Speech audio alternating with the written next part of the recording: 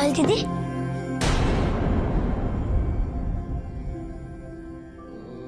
হে কি তোরা তোরা ফিরে এলি যে? কালিমার দেখা পাসনি? কালিমার দর্শন পেতে গেলে আরো অনেক পরীক্ষা দিতে হবে করাল দিদি। কি পরীক্ষা ভাই? জানেন না গো, তবে গুরুদেব একবার বলেছিলেন সাধনা করতে গেলে কঠিন কঠিন পরীক্ষা দিতে হয়। উপবাস করে, রোদ ঝড় বৃষ্টি উপেক্ষা করে দিনের পর দিন ধ্যান করতে হয়। কে জানে কেমন পরীক্ষা কিনা। সে কি কথা? এমনিতেই সারা দিন আজ এখানে আসার চিন্তায় তোরা সকাল থেকে কিচ্ছু খাসনি। কাল থেকে যদি উপবাস করতে হয়? না না দাঁড়া, ওই মা আসার সময় যে চিড়ে মুড়ি পাঠিয়েছিলেন সে এখনো একটু আছে, আমি দিচ্ছি, তোরা খা। আয় তো।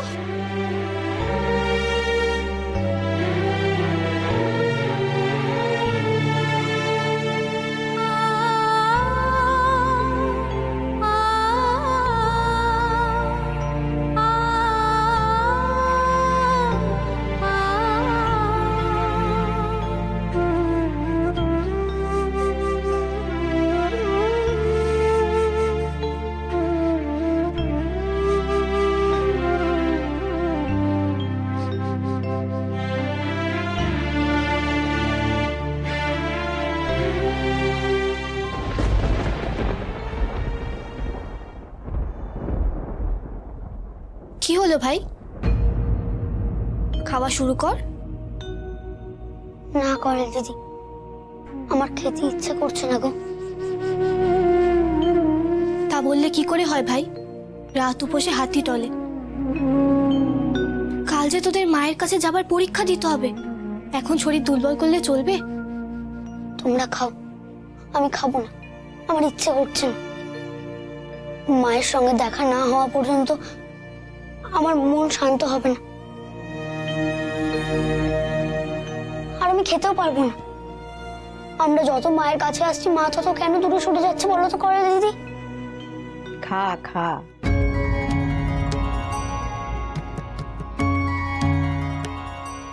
এরপরে আবার কতদিন খাওয়া জুটবে না কে জানে। রবিমা, তুমি তুমি কি করে জানলে আমরা এখানে আছি? মাই তো জানান দিল তোরা এই কুটিরে আছিস। মা জানালো?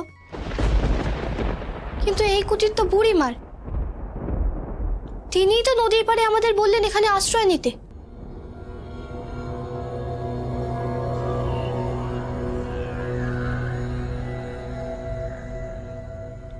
তবে কি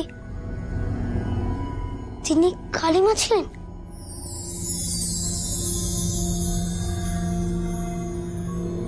আমার বাচ্চা আসবে তাই আমি নদীর পাড়ে অপেক্ষা করছিলাম বাবা। তা দেখি ওই মেয়ে নদীতে ঝাঁপ দিতে যাচ্ছিল, আর তোরা ওকে বাঁচিয়ে এখানে কান্না এসে জুড়ে দিলি। তাই তো, আর কালিমা তো আমাকে স্বপ্নে বলেছিলেন তিনি আমার জন্য অপেক্ষা করছেন, আর ওই বুড়িমাও তো তার সন্তানের জন্যই অপেক্ষা করছিল। আমি কেন বুঝলাম না গো, আমি কেন কালিমাকে চিনতে পারলাম না? এত সহজে ওই বেটি যে ধরা দেয় না লোকনাথ। আর আমি যে তোকে কবে ডাক দিয়েছিলাম, তুই আজ এলি। তুই এসেছিস শুনেই তো খোঁজ নিতে চলে এলাম এখানে। আয় আমার সঙ্গে, আয় দেখি, আয় আয় আমার সঙ্গে বস তো দেখি, বস। লোকনাথ কিচ্ছুটি দাঁতে কাটছে না, বলছে মায়ের দেখা না পেলে নাকি ও খাবে না। সে কি রে লোকনাথ, তোকে তো সামনে অনেক পরীক্ষা দিতে হবে, এখন এভাবে না খেয়ে শরীর পাত করিস না। আয় আমি তোকে খাইয়ে দিচ্ছি, খা দেখি।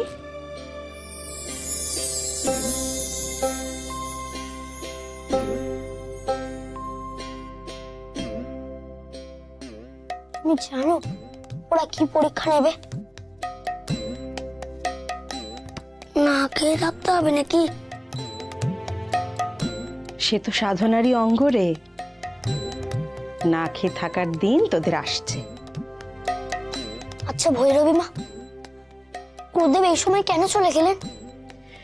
সব বিধাতার কলকাঠি নাড়াতে চলছে জেরে। তিনি যেমন চালাবেন আমাদের ঠিক তেমনিই চলতে হবে। নড়চড় হওয়ার জো নেই। হয়তো হয়তো বিধাতার ইচ্ছেতেই তোদের এই পথ গুরু ছাড়াই পার করতে হবে। তুমি আমাকে কাল মায়ের কাছে নিয়ে যাবে? ও মা, জানিস না সেখানে মেয়েদের প্রবেশ নিষেধ? কেন এমন বিচার গো? মাও তো মেয়ে, তিনি মানা করতে পারেন। বেশ, তো সে প্রশ্ন তাকেই করিস না হয়। আমি কি আর এর জবাব জানি রে? আমি যদি মায়ের বাড়িতে প্রবেশ করতে পারি আর মায়ের দর্শন পাই, আমি জগতের সব নারী সেখানে প্রবেশের অধিকার করাবো। মায়ের সন্তান সবাই, তাই সেখানে সবাই যেতে পারবে।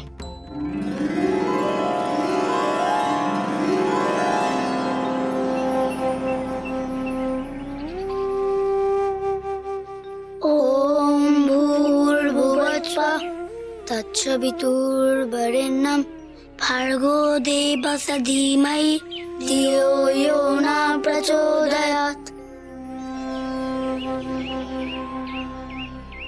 ওম ভূর্ভুবস্সুঃ। তুমি আমাদের হাত ধরে সন্ন্যাসের পথে নিয়ে বেরিয়েছিলে গুরুদেব।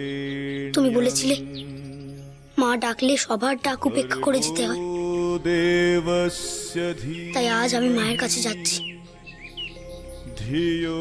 ছোটবেলা থেকে যে তোমাকে ছাড়া এক পাও এগোয়নি গুরুদেব, আজ যে বড় ভয় করছে। তুমি আমার মনে সাহস যোগাও গুরুদেব। ওরে লোকটা, আমারও যে তান্ত্রিকদের কাছে যেতে খুব ভয় করছে। এখন যে গুরুদেবকে আমাদের বেশি দরকার ছিল। তুমি কি আমাদের ডাক শুনতে পাচ্ছ না গুরুদেব? যেখানেই থাকো চলে আসো না। পেনি, আজ আমরা মায়ের কাছে গুরুদেবকে ফিরে পাওয়ার জন্য প্রার্থনা চালাবো। চল, এখন আমাদের জল থেকে উঠতে হবে।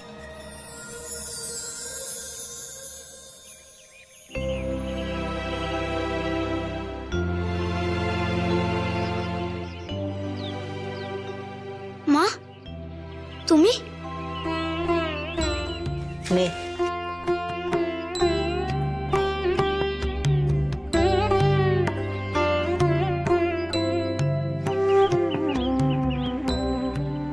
নে, এবার তৈরি হয়ে নে দেখিনি।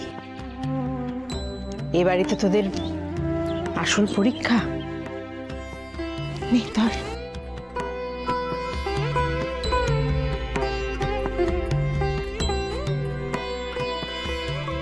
মা সত্যি তোর অপেক্ষায় আছে লোকনাথ। আর দেরি করিস না, চল।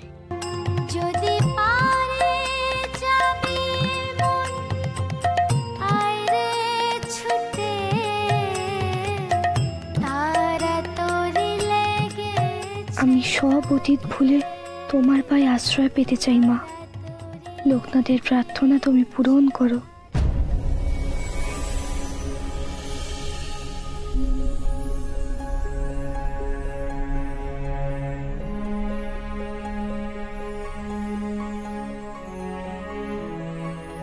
নিন গিন্নিমা, আপনি এখন ছোট জমিদার বাবুকে বরণ করে গায়ে হলুদ ছোঁয়ান। শাকটা বাজাও, উলু দাও সবাই। গিন্নিমা, শাকটাই তো আনা হয়নি।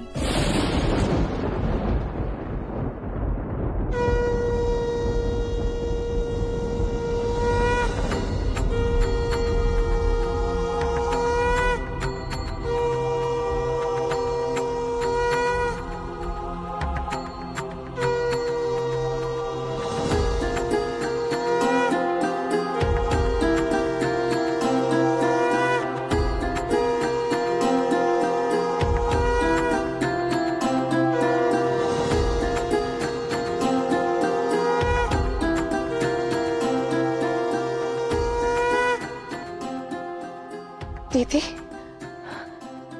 তুমি? আজ আমি আমার মেয়ের ইচ্ছে পূরণ করতে এসেছি। জামাই তো ছেলের মতন, তাই আমি আজ ওকে ছেলে হিসেবেই বিয়ে করতে পাঠাতে চাই। তুমি শুধু ভাই আমাকে একটু অধিকার দাও।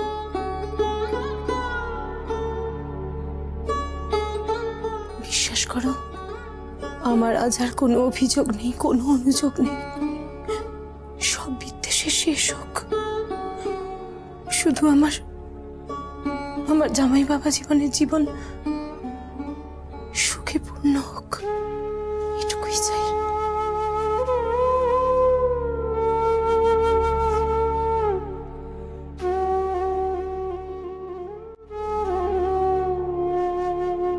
নাও দিদি, মা হয়ে আজ সবার আগে তুমি ঠাকুরপোকে বরণ করে নাও।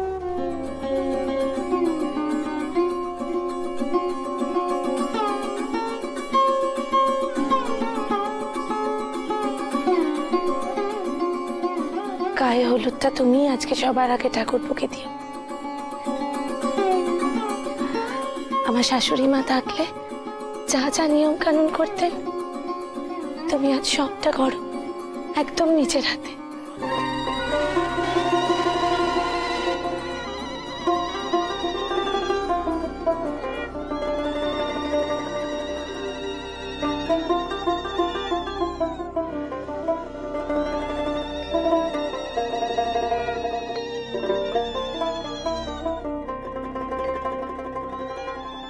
কারণ এই পুজো না হলে আপনাদের পরিবারের বিপদ কাটবে না। অনেক কষ্টে আপনার প্রাণ ফেরানো হয়েছে। মা আবার কুপিত হলে অনর্থ হয়ে যাবে। পুজো করব তোমার সঙ্গে? কখনো না। বেশ, আমরা ডাকাতরাই চাকু রাখি আত্মরক্ষার জন্য। এটা দিয়েই আমি নিজেকে শেষ করে দেব। শ্বশুর বাড়ির বিপদ জেনে আমি চুপ করে থাকতে পারবো না। আমি এখনই নিজে প্রাণ দেব। কি হচ্ছে কি সব? কি হলো ঠাকুরপো? তোমার পছন্দের পাত্রীর সাথেই তো তোমার বিয়ে হচ্ছে, তাহলে এমন মন খারাপ করে আছো কেন?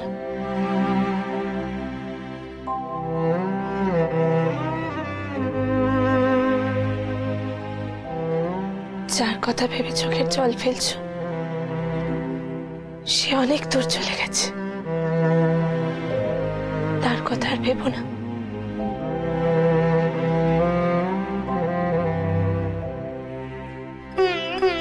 দেখি মুখটা।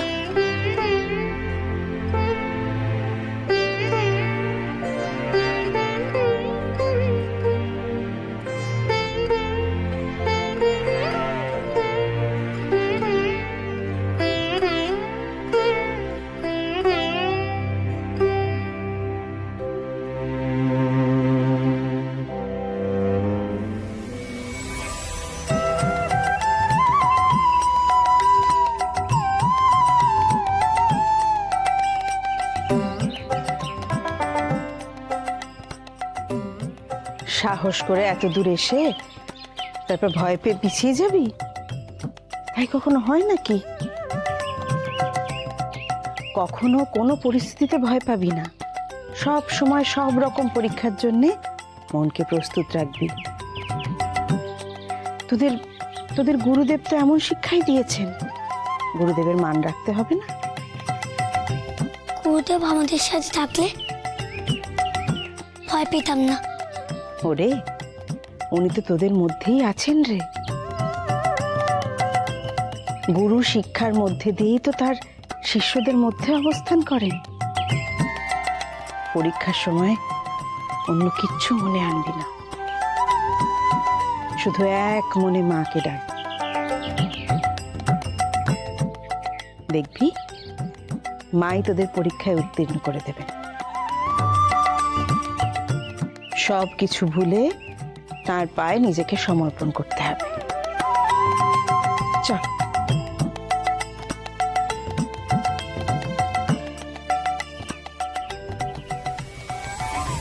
ছোট জমিদার বাবু, মন থেকে আমার মেয়েকে তুমি ভুলিয়ে দাও মা। তাকে আর কষ্ট দিও না। করালিকে ভুলিয়ে দাও মা তুমি।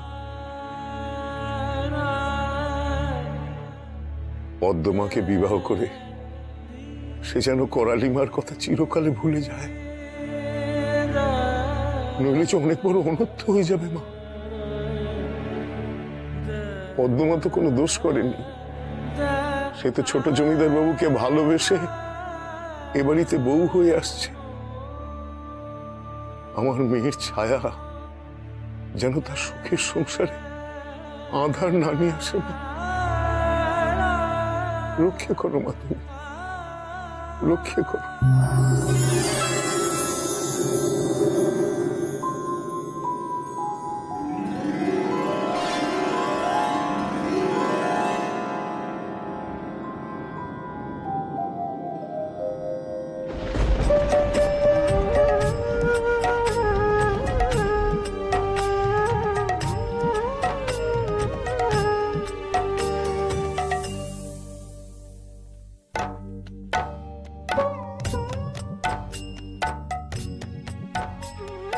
তবে কি তুমি সম্মতি জানালে মা? সবই তাহলে তোমার ইচ্ছেতেই হচ্ছে মা। মা গো, আমি আসছি মা, আমি আসছি তোমার সেবায়, আমি আসছি মা।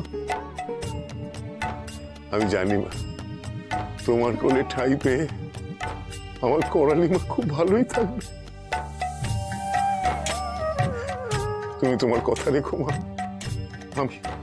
আমি আমার কথা রাখবো। জয় মা, জয় মা।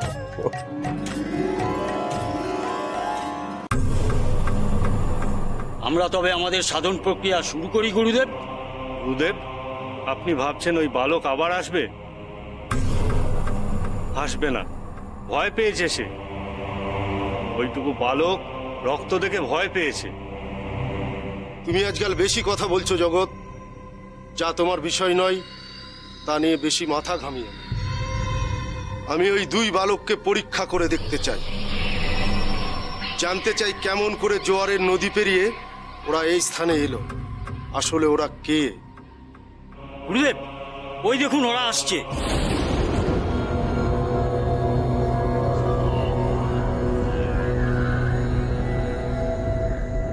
কি ব্যাপার, ওদের সঙ্গে ভৈরবী আসছেন কেন? গুরুদেব, এই বালক বারে বারে এই পুণ্যভূমির নিয়ম ভঙ্গ করছে। আজও সঙ্গে করে এক নারীকে নিয়ে এসেছে। আপনি তো ওদের একা আসতে বলেছিলেন।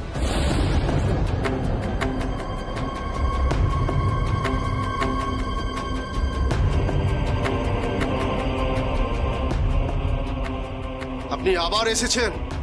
আমি প্রবেশের জন্য আসিনি প্রণবাচার্য। এই যে লোকনাথ মায়ের কাছে প্রবেশ করছে, আমি জানি একদিন সারা পৃথিবীর নারীদের অধিকার মায়ের কাছে প্রবেশের ওই করে দেবে। আর সেদিন খুব বেশি দূরে নেই। তাই তো সেই কবে থেকে লোকনাথকে ডেকে চলেছি এখানে আসার জন্য।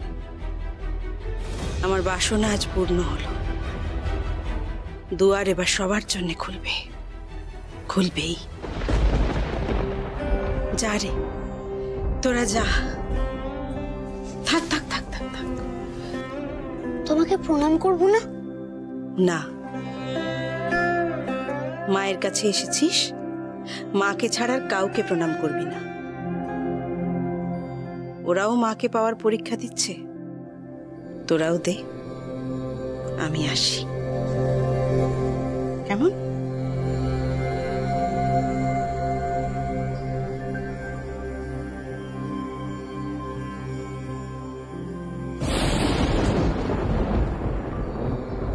আদেশ করুন প্রণবাচার্য, আমি কি করলে মায়ের দর্শন পাবো? ওনার নাম ধরে আমরা কেউ ডাকি না, সবাই আমরা ওনাকে গুরুদেব সম্বোধন করি। আমাকে ক্ষমা করবেন, যার শাস্তি দেবার আমাকে দিন, কিন্তু গুরু যে আমার একজনই, তার নাম ভগবান গঙ্গোপাধ্যায়। এই জীবনে আর যাই করি না কেন, গুরুদেব সম্বোধন অন্য কাউকে করতে পারবো। এবার বলুন আচার্য, কোন পরীক্ষায় উত্তীর্ণ হলে মায়ের দর্শন পাবো। মায়ের দর্শন? তার কস্তুরীভূত পদাঙ্গুলি দর্শন তো দূরের কথা। এখানে মায়ের পুজো দেওয়ার অধিকার অর্জনের জন্য হঠযোগ ধ্যান করতে হয়। আমরা সন্ন্যাসের পথ নিয়েছি, পারতে তো আমাদের হবেই। আপনি আদেশ করুন। সারাদিন উপবাস থাকার পর যজ্ঞের স্থলে এক পায়ে দাঁড়িয়ে দু চোখ মেলে মায়ের ধ্যান করতে হবে তোমার। কিন্তু খবরদার, একটি বারের জন্যেও মাটিতে পা ফেলা যাবে না, আর চোখের পলকও ফেলা চলবে না। পারবে তো?